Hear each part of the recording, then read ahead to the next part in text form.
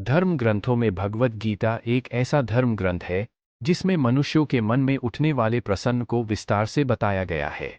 भगवद गीता में वर्णित एक कथा के अनुसार अर्जुन के मन में जब भी कोई दुविधा उत्पन्न होती थी तो वे उसके समाधान के लिए श्री कृष्ण के पास पहुंच जाते थे।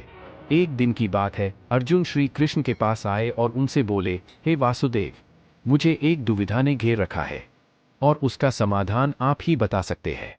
तब श्री कृष्ण ने अर्जुन से कहा, हे धनंजय, अपनी बात को विस्तार से बताओ, तब मैं तुम्हें उसका हल बताऊंगा। तब अर्जुन बोले, हे नारायण, कृपा कर आप मुझे ये बताइए कि अच्छे लोगों के साथ हमेशा बुरा ही क्यों होता है, जबकि बुरे लोग हमेशा खुशहाल ही दिखते हैं। अर्जुन के मुख से ऐसी बात सुनकर श्री कृष्ण बोले, हे पार्थ, मनुष्य जैसा देखता है या महसूस करता है, वास्तव में वैसा कुछ नहीं होता, बल्कि अज्ञानतावश उसकी सच्चाई को समझ ही नहीं पाता है। श्री कृष्ण की बात सुनकर हैरान हो गए और बोले, हे नारायण, आप क्या कहना चाहते हैं? मैं समझ नहीं पाया। श्री कृष्ण ने कहा कि सुनो, तुम खुद ही समझ जाओगे। हर प्राणी को अपने कर्मों के अनुसार ही सुख दुख मिलते हैं।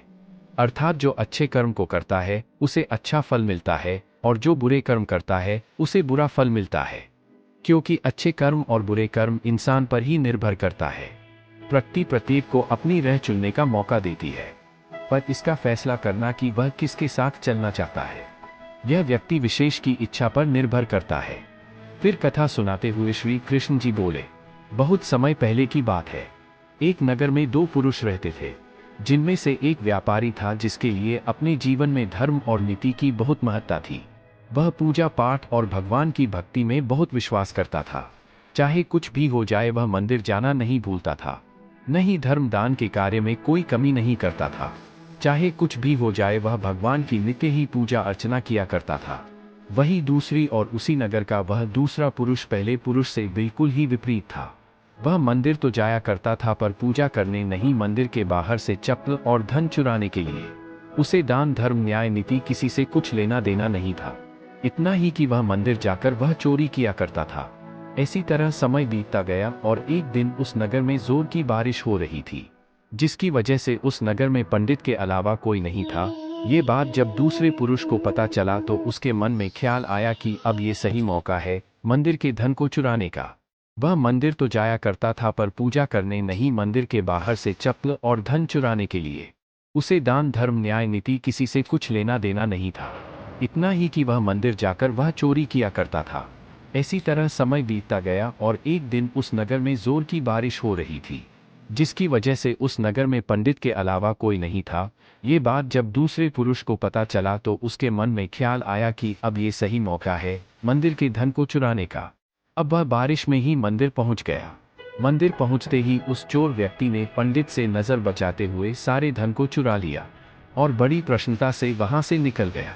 उसी समय धर्म कर्म पर विश्वास करने वाला व्यापारी भी मंदिर पहुंचा और भगवान के दर्शन किया, परंतु दुर्भाग्य से मंदिर का पुजारी उस भले व्यक्ति को ही चोर समझ बैठा और शोर मचाने लगा।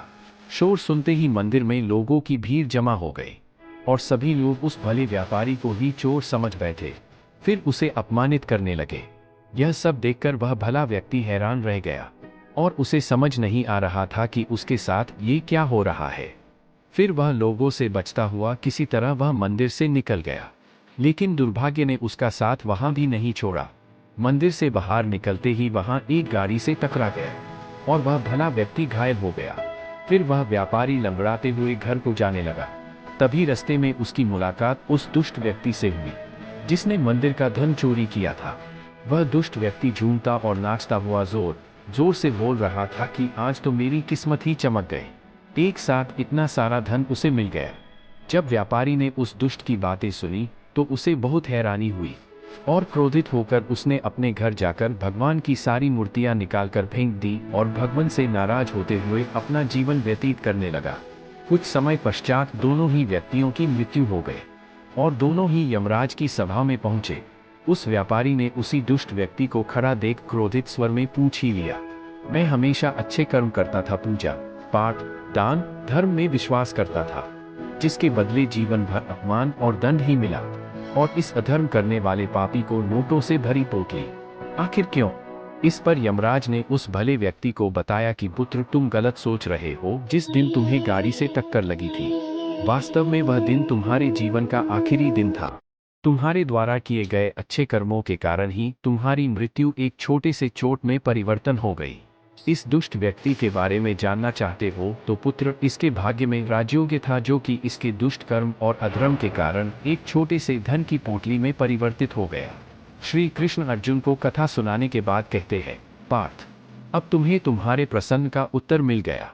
ऐसा सोचना कि भगवान उसके अच्छे कर्मों को नज़रअंदाज कर रहे हैं, ये बिल्कुल भी सत्य नहीं है। भगवान हमें क्या किस रूप में दे रहा है, ये मनुष्य की समझ में नहीं आता। लेकिन अगर आप अच्छे कर्म करते हैं तो भगवान की कृपा सदैव आप पर सदा बनी रहती है। अतः आपको अच्छे कर्मों को करने से कभी भी पीछे नहीं हटना चाहिए। अच्छे कर्मों का फल भी इसी जन्म में ही मिलता है।